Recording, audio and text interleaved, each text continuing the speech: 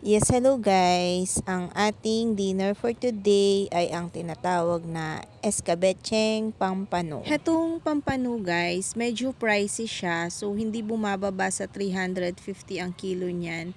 Pero, ang kagandahan dito, ang tinik niya nasa gitna lang. So, hindi siya mahimay tulad ng ibang isda. So kung may kasama kayong matanda na natatakot matinik or at the same time ayaw nyo ng mahimay na pagkain, so worth it itong pampano para sa inyo.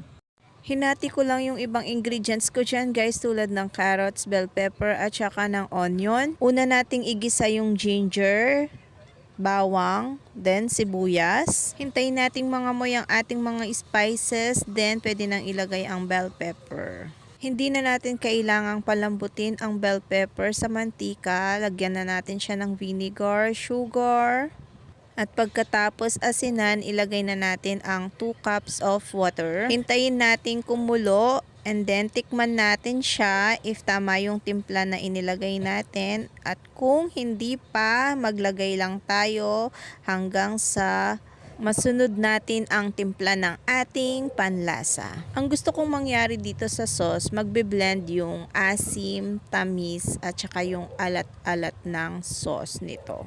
At kung para sa inyo ay tama na ang timpla, pwede nang ilagay ang carrots. Hintayin kumulo ng kaunti at ilagay naman ang tinunaw na cassava flour.